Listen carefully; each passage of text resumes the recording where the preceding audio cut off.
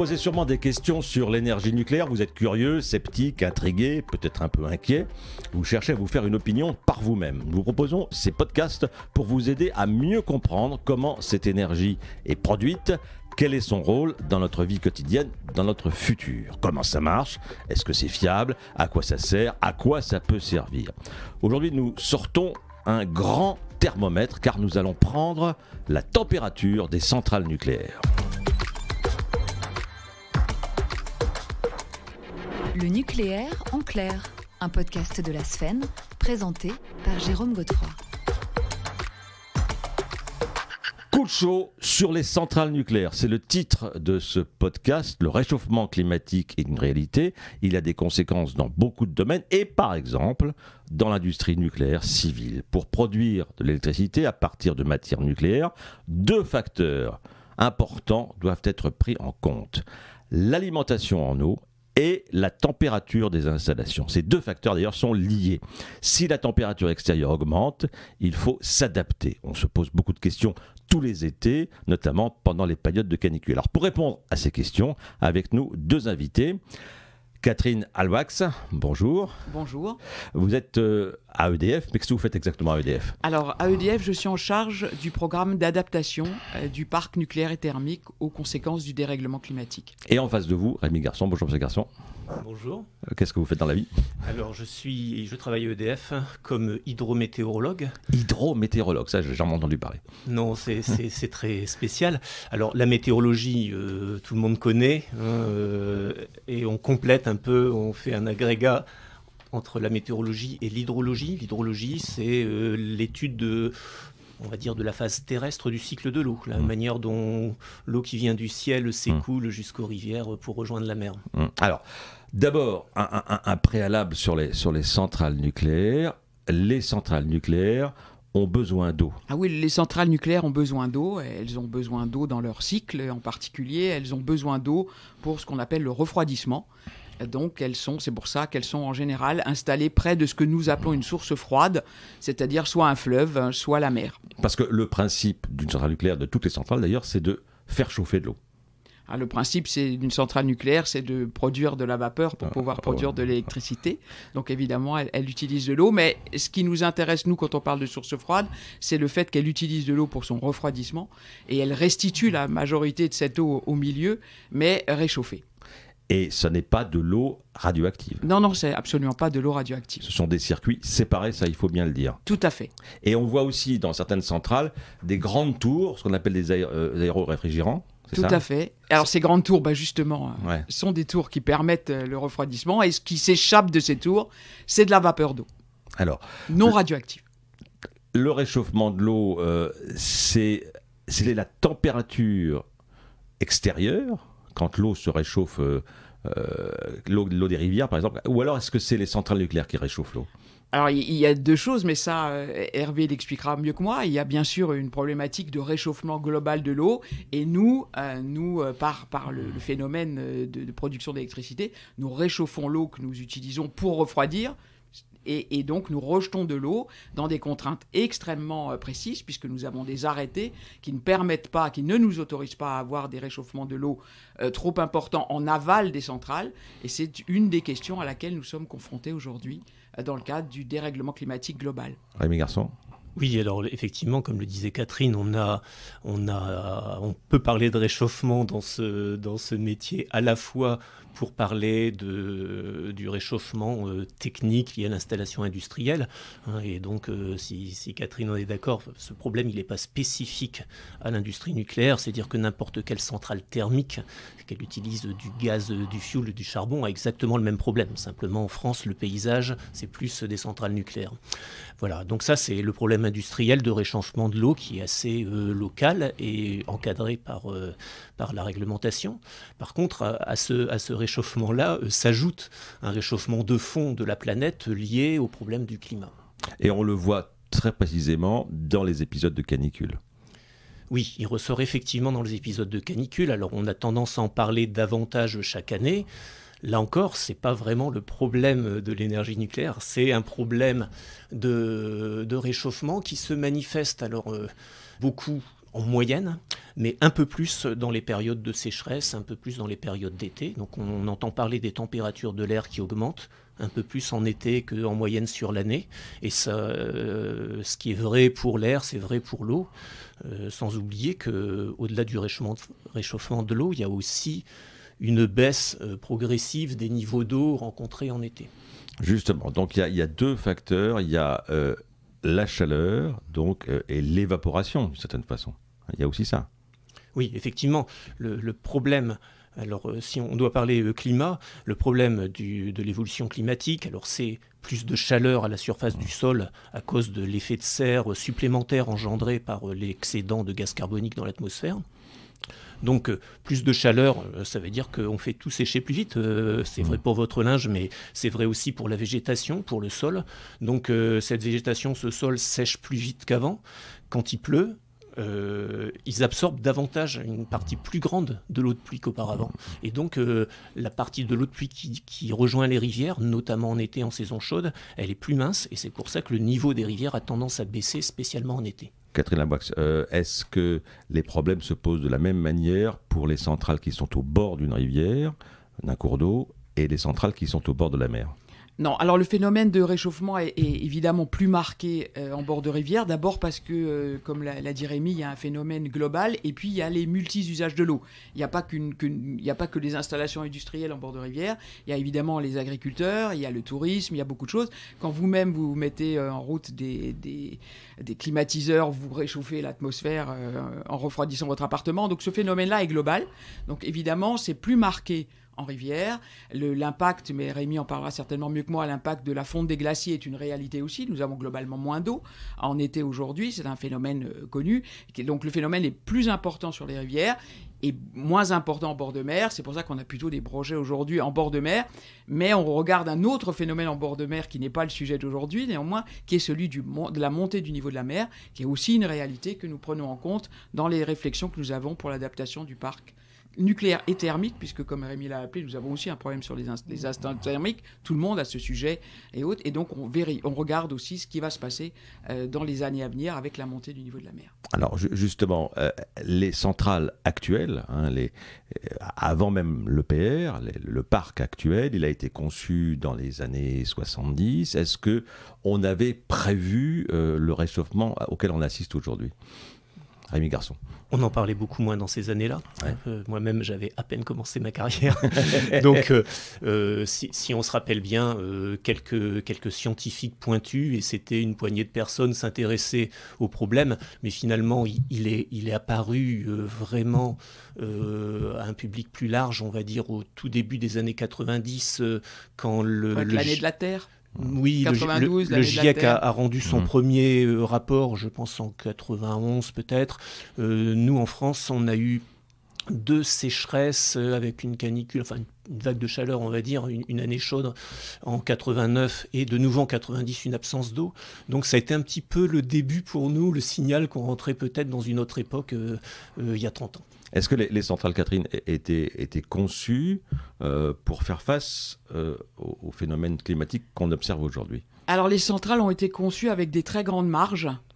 Donc, il y a aujourd'hui, il n'y a pas de problématique qui se pose. On a conçu les centrales, effectivement, à la fin des années 70. Elles ont été conçues avec des très grandes marges. Elles ont aujourd'hui ce qu'on appelle le programme Grand Chaud, qui a été mis en place vraiment de façon massive après la canicule de 2003. Et on s'est rendu compte, vous savez qu'on a des obligations de sûreté, qu'on revoit tous les 5 ans, et on s'est rendu compte que les marges que nous avions prises au moment des constructions étaient très importantes. Donc aujourd'hui, chaque fois qu'on refait tous nos contrôles et qu'on revient dans les problématiques de sûreté, par exemple, et qu'on revisite la totalité des mesures, on se rend compte qu'on n'a pas de soucis majeurs. Et puis, depuis 2003, on a su s'adapter, ce qui fait, par exemple, rien que si on raisonne en perte de production, aujourd'hui, depuis 2003, l'évolution climatique nous amène à une perte de production qui est inférieure à 1% de la production annuelle. Donc on a particulièrement su s'adapter. Et ce que je voudrais dire aussi à nos auditeurs, c'est qu'il n'y a pas de problématique de sûreté.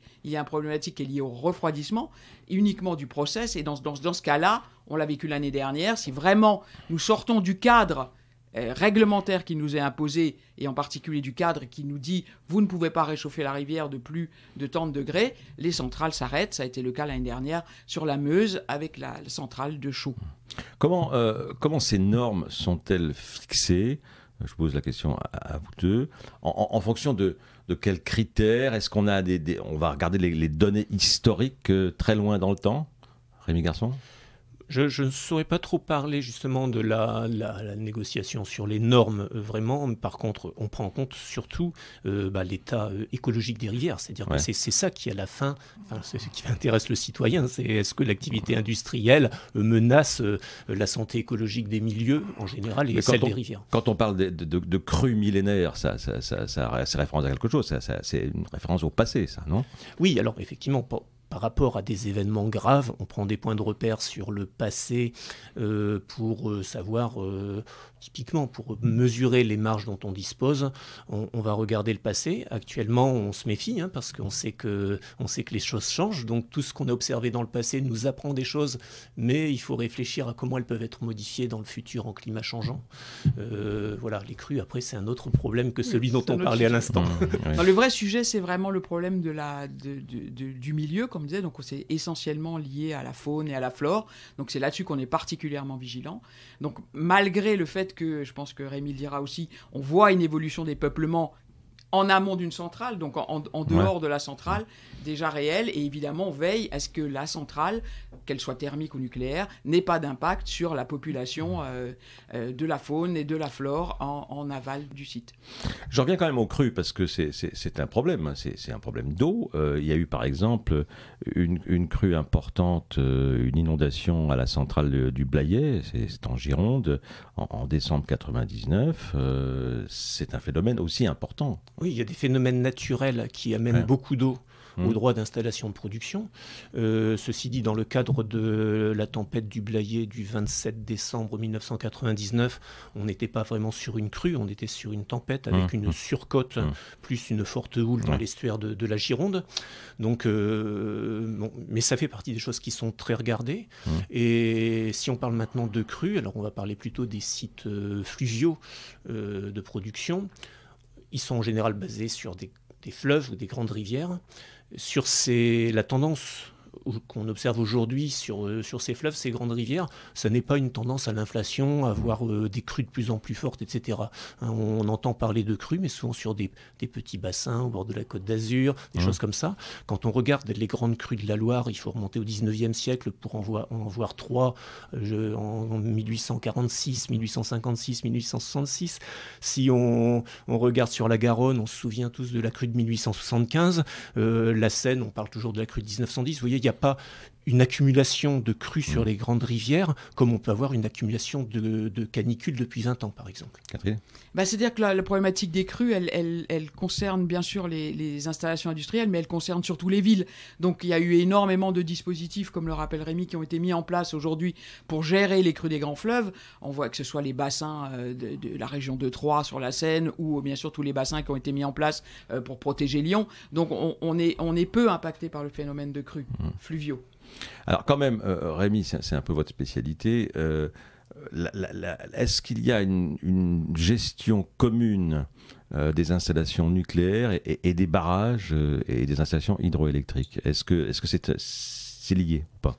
La principale connexion entre la production hydroélectrique et la production nucléaire, comme entre toutes les productions électriques de quelle origine qu'elle soit, elle est surtout forcée par le système électrique. Et en gros, la satisfaction de la consommation à un moment donné, parce que on ne stocke pas l'électricité, et donc tout ce qu'on consomme, il faut le produire à un moment donné. Et donc il y a une complémentarité entre toutes les sources d'énergie et qui joue là au niveau de territoires très grands comme un pays ou même un continent, parce que l'Europe est très bien interconnectée, donc il fait que ces programmes-là s'ajustent à ce niveau-là. Et après, sur un bassin, effectivement, on a des usages de l'eau multiples, certains liés à la production d'énergie, mais beaucoup d'autres qui sont vus comme capitaux et qui font que à certains moments on peut se poser la question si on dispose d'un excès d'eau stocké dans une réserve hydroélectrique d'en faire profiter l'aval. Donc très souvent ça va être plutôt pour des questions de soutien d'étiage, de soutien des milieux, d'irrigation, mais ça peut être aussi pour assurer un meilleur rendement sur les centrales nucléaires.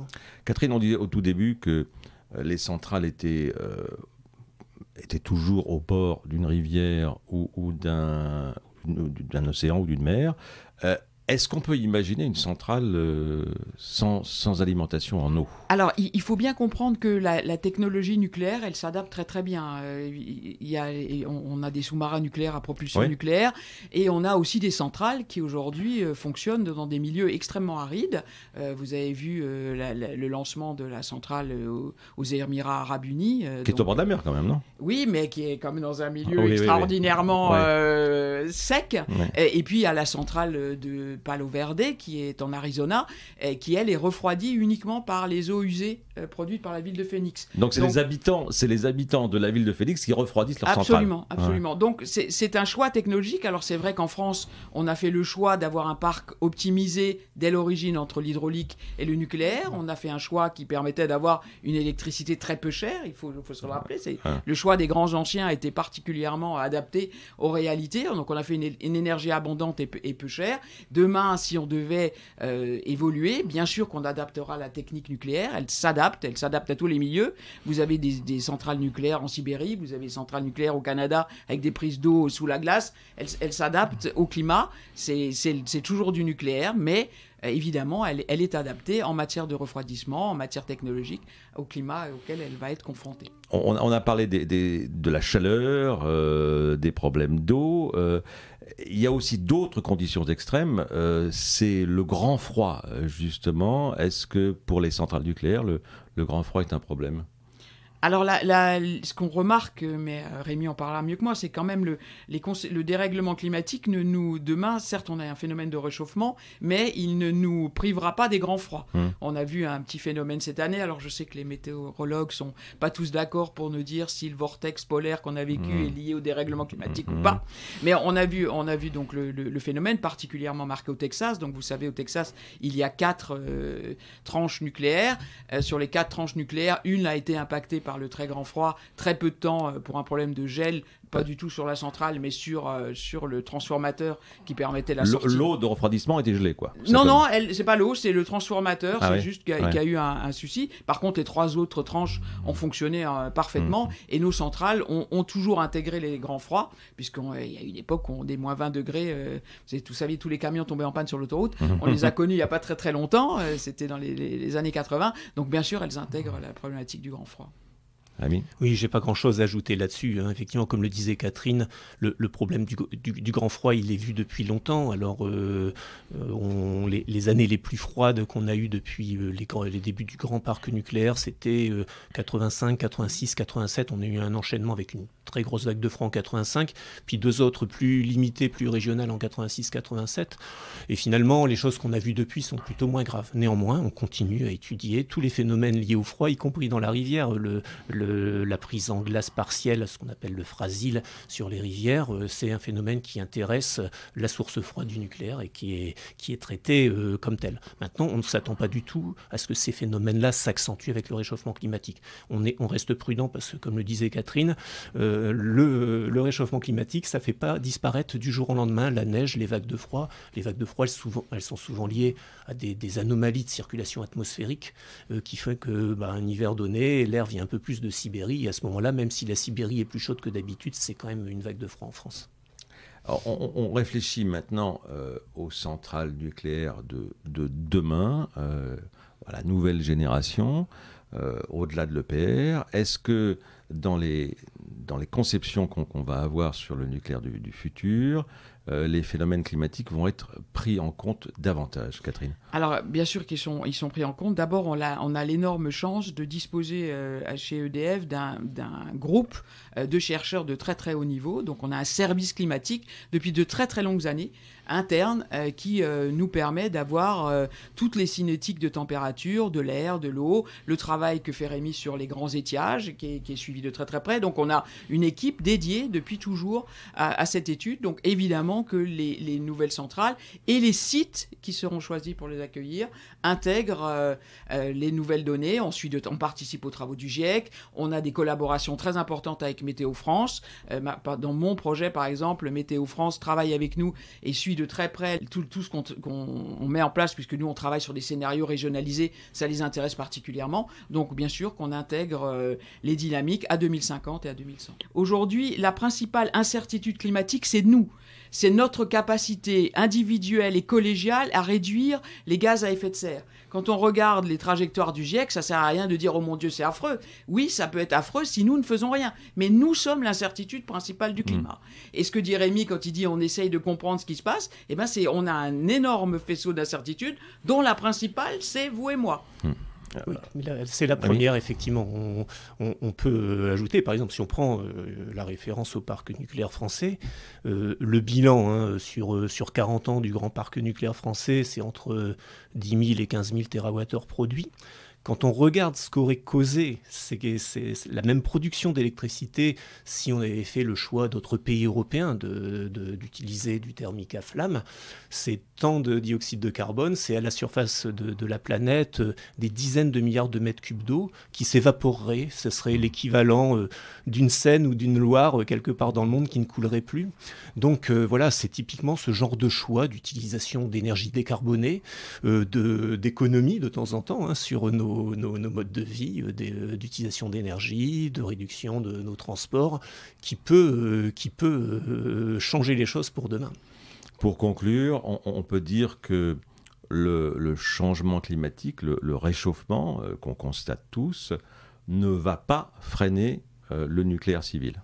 Catherine ? Après, c'est un choix de société, mais c'est ce que vient de dire Rémi. Nous produisons en gros 4 grammes de CO2 par mégawatt produit. Donc, on est très, très peu carboné. Donc, si vraiment le sujet, c'est le carbone, outre le fait que nous devons tous réduire nos émissions de gaz à effet de serre à titre individuel, il faut avoir des énergies décarbonées. Et le nucléaire, qui est quand même une énergie permanente et pilotable, parce que le photovoltaïque, on n'en a pas parlé, et l'éolien subit aussi les contraintes climatiques. Quand il fait chaud, les éoliennes tournent moins, c'est incontestable. Quand il n'y a pas de vent, elles ne tournent pas non plus. Le photovoltaïque est très sensible à la chaleur, ce que peu de gens savent. Donc si on veut avoir demain de l'énergie décarbonée et pilotable, le nucléaire civil a une place incontestable et il saura s'adapter.